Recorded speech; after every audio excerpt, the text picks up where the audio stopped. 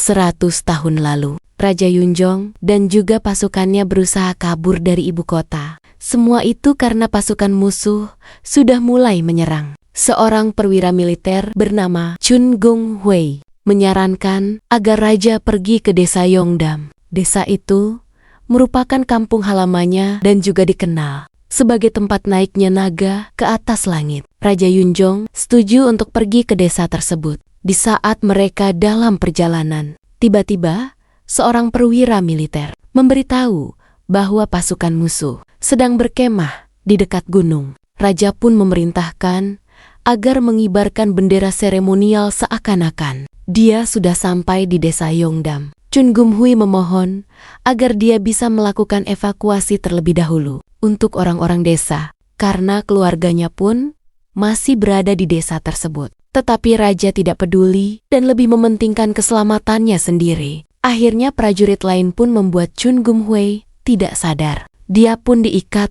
serta ditinggal. Dari pasukan rombongan raja, kakek Tuan Choi menyaksikan semua kejadian tersebut. Hingga akhirnya terjadilah kerusuhan di desa Yongdam karena musuh mengira raja sudah tiba. Setelah buku itu terungkap, Tuan Choi memohon ampun kepada Raja Yiguang karena kakek buyutnya menulis tentang tindakan memalukan keluarga kerajaan. Namun, berkat buku tersebut, raja akhirnya mengetahui sejarah yang tidak pernah terungkap. Kini, raja masih akan memikirkan hukuman untuk Tuan Choi. Tiba-tiba, Yori merasakan suatu kesedihan yang sangat mendalam. Hal itu berkaitan dengan kesedihan dari Chun Gong Hui dan juga seluruh penduduk Yongdam yang saat itu meninggal karena kekacauan. Yori masih tidak menyangka ada seorang raja yang mengorbankan seluruh rakyatnya demi keselamatan dirinya. Menurut Kang Chul,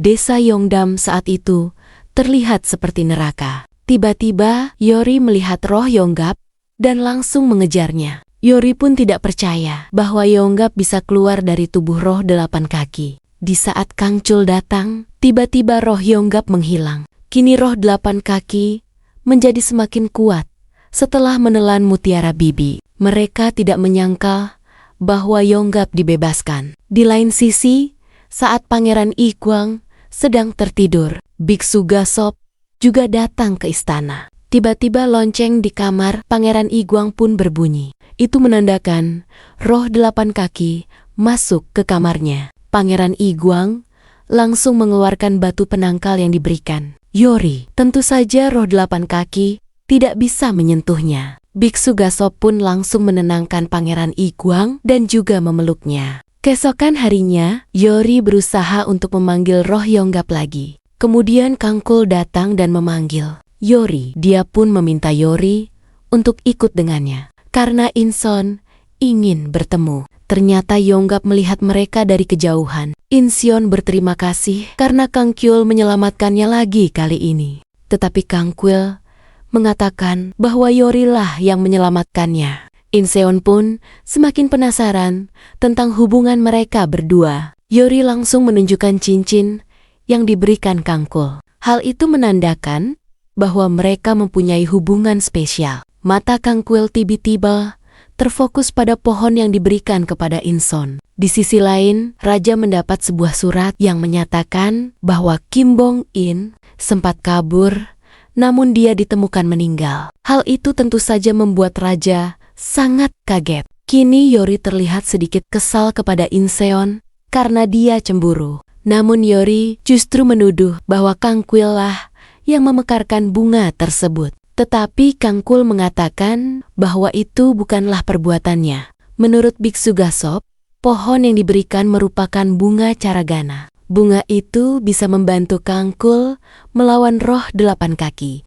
Ketika Kang Kul memakan bunga tersebut, hal itu bisa membantunya bertahan saat pertempuran. Namun permasalahannya, bunga tersebut sudah puluhan tahun tidak mekar. Tetapi setelah identitas roh 8 kaki terungkap, bunga itu mulai berkuncup. Kini Yori dan juga Kang Kul berusaha menemui raja. Menurut Kasim Kim, raja sedang bersedih karena Kim Bong In telah meninggal. Walaupun begitu, Kim Bong In adalah kakeknya. Sementara itu, Menteri Ang menyuruh Yang Sason untuk segera mencari dukun buta Pongsan. Setelah kematian Menteri Kuak dan juga Kim Bong-in, dia tidak ingin terlibat. Di lain sisi, raja pun akan berpamitan untuk kembali ke istana. Raja masih akan memikirkan hukuman yang akan diterima Tuan Choi karena membunuh makelar buku. Namun raja tidak akan menghukum Tuan Choi karena buku Kronik Wangnam.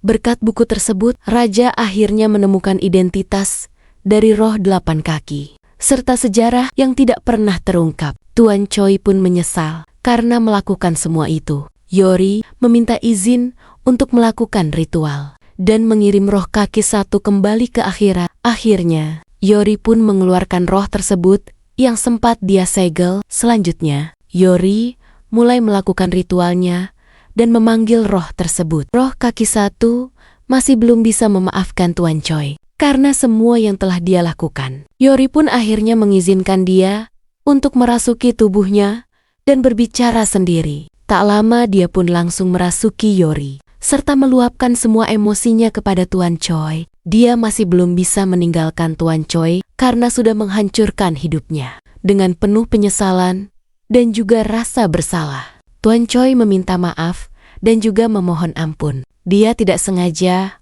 untuk membunuhnya dan akan menanggung seluruh keluarga yang ditinggalkan. Hal itu membuat roh kaki 1 akhirnya tersentuh. Saat Tuan Choi melihat kembali ke arahnya, roh kaki 1 sudah menjadi roh yang tidak pendendam. Hal itu pun membuat dia semakin lega. Di lain sisi, Menteri Ang tidak sengaja melihat dukun buta Pongsan. Dia pun langsung mengejarnya. Pongsan terlihat sangat tenang di saat Menteri Ang datang. Pongsan langsung memberikan penghormatannya. Dia juga menyebut Menteri Ang akan menjadi Perdana Menteri. Selain itu, Pongsan juga mengungkap bahwa kematian dari Tuan Kuak akibat Yonggap yang dirasuki oleh Imogi, dia pun menawarkan diri untuk melindungi Tuan Ang hingga dia menjadi Perdana Menteri. Itulah sebabnya kini dia muncul di hadapannya dan tidak berlari. Kemudian Yori dan Kang Chul akhirnya pulang. Yonggap sangat senang